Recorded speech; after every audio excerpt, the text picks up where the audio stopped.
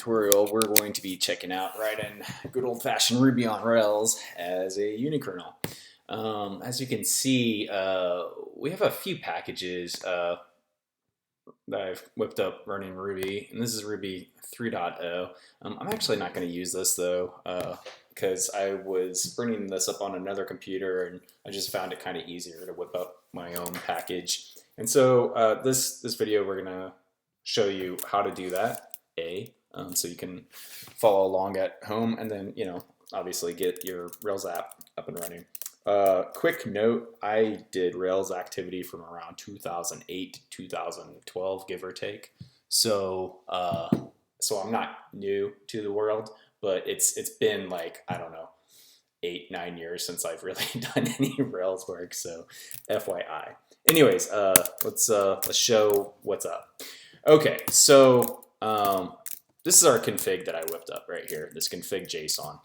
And, some of this is just kind of trial by error. You try stuff out, you kind of dig in, see what didn't work. And then, the expectation is that you get something that works, and then you can use this as a package. So all this config, you can actually create your own package and upload to the repo site. And that way, you don't really have to figure it out anymore. And of course, you can share it with your teammates or anybody else. All right, so let's just walk through this and figure out what's going on.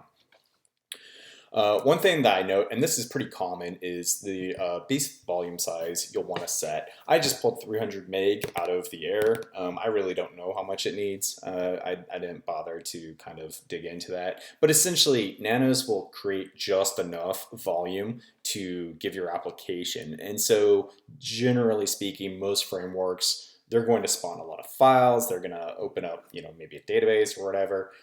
So you want to give it a little bit more volume than was actually given. And so 300 is what worked here. You might need to bump it up. Anyways, the DIRs, most of these I just pulled from the base, and I got this other window open. So this is a pretty common Rails app here, and I generated this the way you would. So first off, I didn't have Rails installed, so I did the gem install Rails. I did Rails new blog, generated, and then cdn, we're obviously in, and then you should be able to start the server like this, right? So we have all these directories, and there's a few of them that I added, but I'll show you what I added and why. For now, we'll just go on. The files, I went ahead and added all these. Instead of specifying the files in the directories, you can use this map dirs option, or you could even escape into the parent directory and then just include the directory itself. That might be a better option if you don't want to specify each and everything. I do it for clarity, but you might find a different way that's better. Arg's pretty self-explanatory. We're running bin Rails server. This spawns a Puma server by default in the latest Rails. Map dirs. Okay, so this is interesting. This is where you might want to, map it to what your local install is like. What I did was, because I have gems installed locally, I went ahead and mapped this home iberg.gem ruby 3.0 over into .gem ruby 3.0. So the home on Nanos by default is just root, right? And by root, I mean the root location in your file system. And that's because we don't really have the concept of users. So there is no home, my user, and there's no /root and all that. You can make one if you want to, but it's not there by default. And anytime home is set, it's gonna set to /root. So we include that because that's where all the gems like Rails went. Then I have my local user libruby installation. And we just map that as, and then I also copied over the zone files. So the gem tz info uses this. I don't know if I need this entire folder, maybe not, but just be on the safe side, I went ahead and mapped it all over.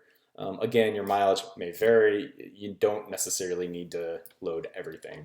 I went ahead and set gem home, gem path. Again, I've been out of the Rails world for 10 years now, so I don't know if this is actually necessary or correct, but I found that saying gem home to where my local gems were, and then my gem path, I set both user lib ruby gems 3.0, and then I also appended to it my gem home. So notice here that we're not going to reuse the gem home imvar here. Now, there was a recent feature that one of our users added that does allow string interpolation in these config files, and so that might be handy to use here if you want. But for now, this is what I did. Now, where did I know to grab user lib ruby? Because again, your installation might be different.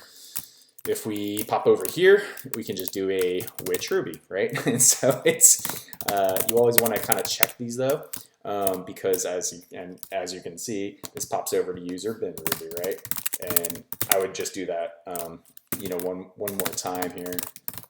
My shell completions is whack, but it'll tell you some information. Another kind of thing that would be good, at least in this example, is doing a gem environment. And so that's how I kind of got in, and I was able to figure out like where all these paths and so forth were, right?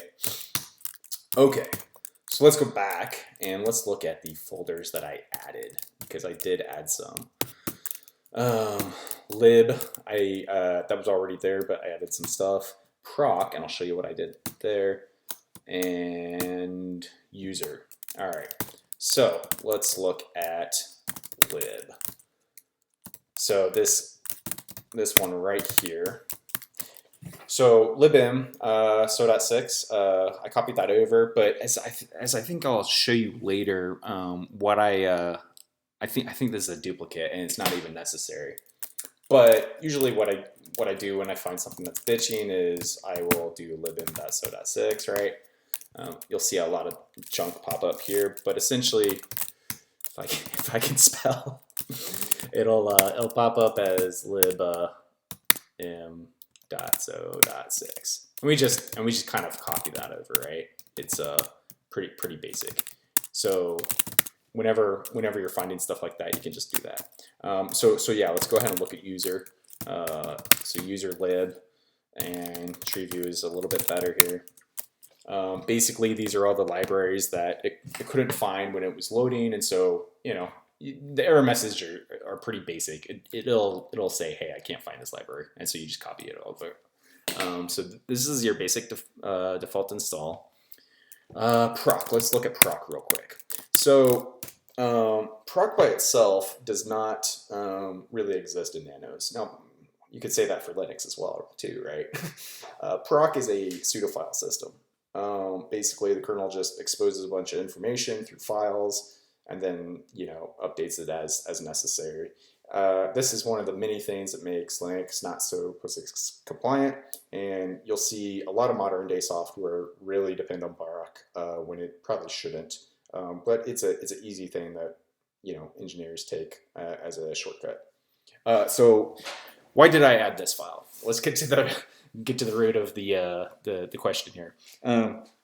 So there is this call called login_r, and we're going to pull up a third man page, so that refers to libc. Yeah, so it's get login r, and so whenever you're searching for man pages and you don't know which one, you can just do this -k for search. Anyway, let's pull this up. This was actually missing, and so we look at it and we say, hey, this get login. You know, basically, if you pass it a char star, we're supposed to figure out what user is running, right?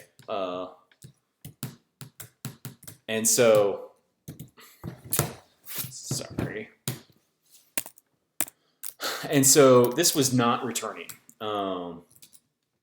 and I wanted to know why. And essentially what it was it was reading in proc self login UID. So if you run that program, it'll say, you know, in this case it'll say iberg, right? And so we can just look at that so you can see why I stubbed it out as is.